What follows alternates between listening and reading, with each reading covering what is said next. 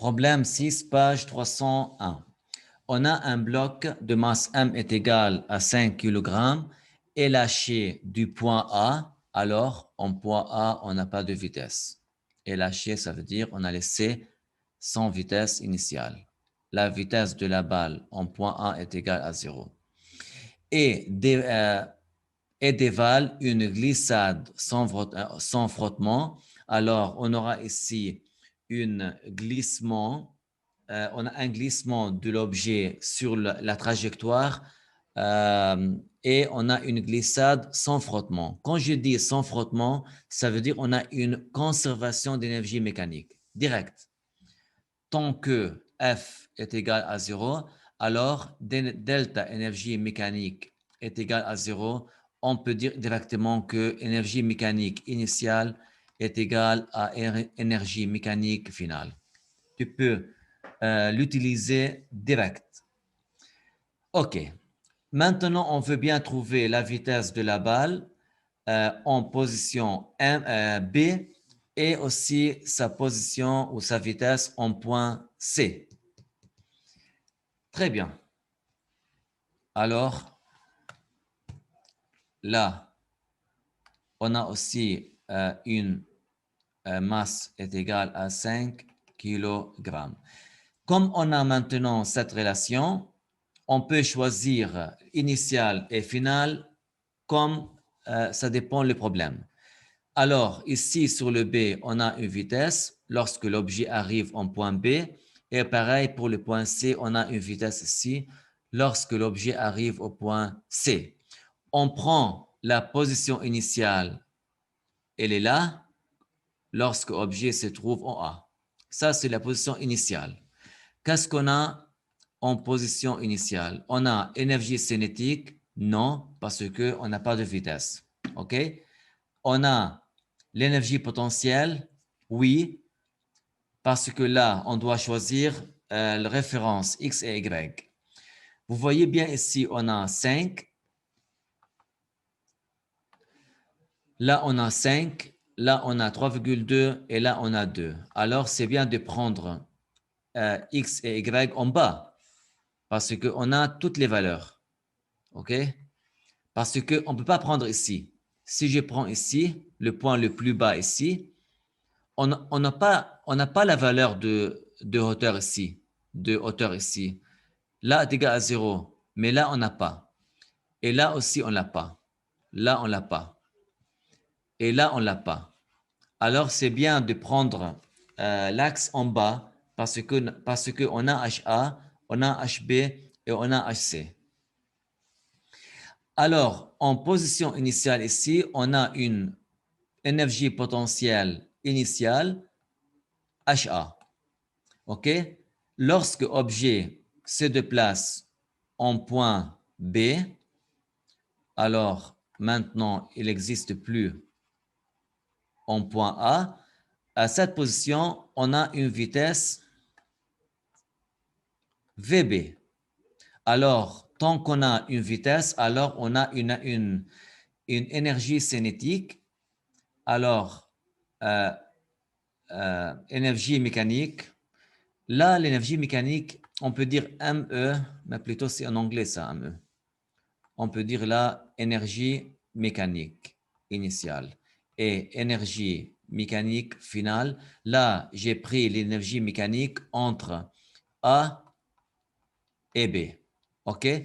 Initiale, c'est la position A.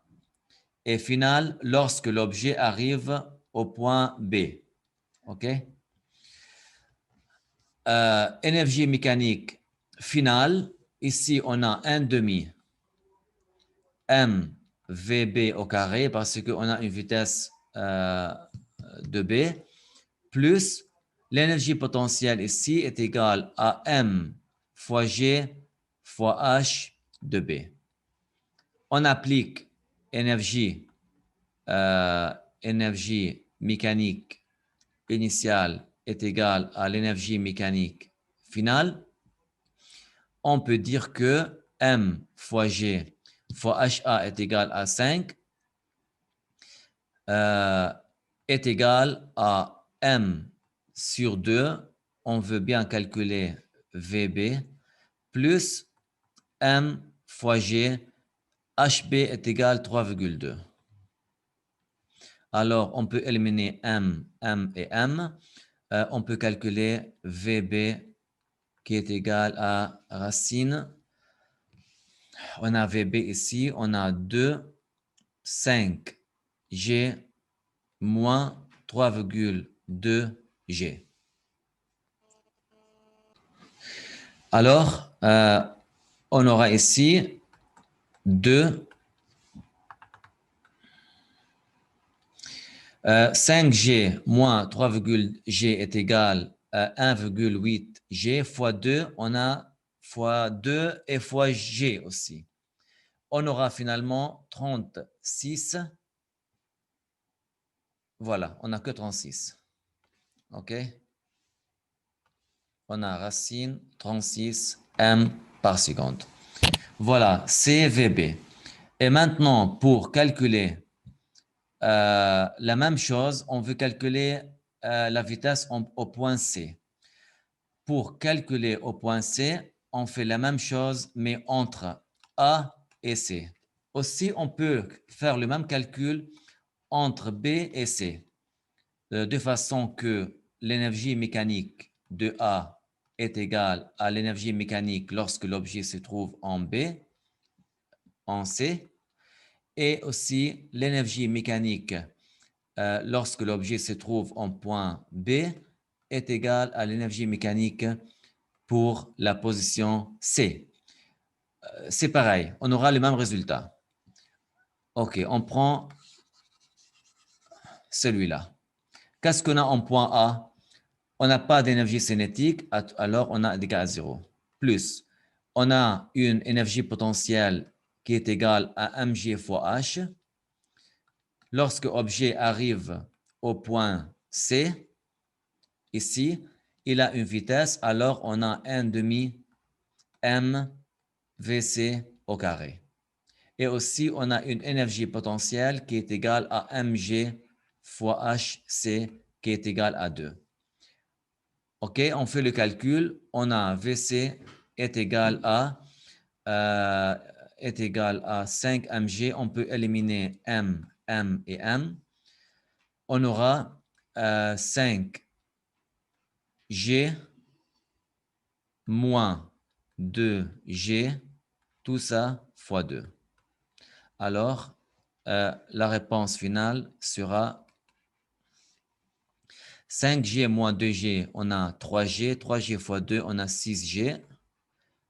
G est égal à 9,8. On peut prendre sa valeur 10. On a 60 mètres par seconde. C'est la réponse finale. 60 G. L'unité, c'est 1 par seconde. Voilà.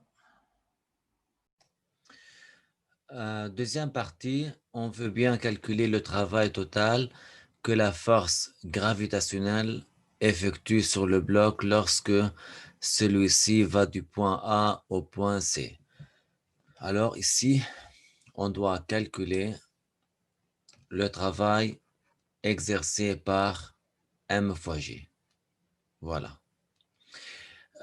Lorsque on a un déplacement ou lorsque on a voilà, la balle se déplace de la position A au point C. OK? On a cette trajectoire jusqu'à là. OK. Ici, vous devez savoir la relation du travail de mg. Vous savez bien que mg, c'est une force conservative. OK? Alors, c'est une force conservative. Et vous savez bien que le travail d'une force conservative est égal à moins delta énergie potentielle. Delta énergie potentielle, et lorsqu'on parle maintenant de mg, alors delta énergie potentielle de pesanteur. OK, c'est très important ça. Vous savez bien aussi, on a Fs. Fs, c'est une force conservative. Et le travail de Fs est égal à moins delta énergie potentielle élastique. Voilà, c'est la différence entre les deux. Voilà. OK?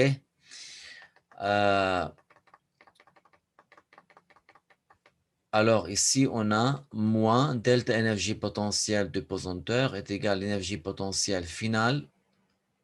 Là, on a entre A et C. Finale, alors lorsque l'objet se trouve en point C. Moins initial, c'est en point A. Voilà. Est égal à moins, énergie potentielle est égal à M fois G, fois H de C est égal à 2, moins énergie potentielle en A est égal à M fois G fois H. OK? Je continue ici. Alors, travail de M fois G est égal à moins, là, on peut prendre M fois G commun, ou avant, on a ici 2mg, 2m fois G, moins mg, 1, pardon. Voilà, je prends m fois G commun, et à l'intérieur, on a 2 moins H est égal à 5. HA, là on parle de HA.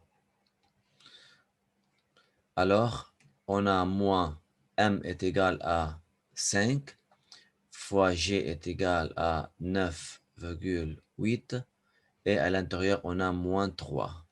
OK? Là, on a 5 fois 3 égale à 15. Voilà, c'est à peu près 150. OK? C'est à peu près 149 joules.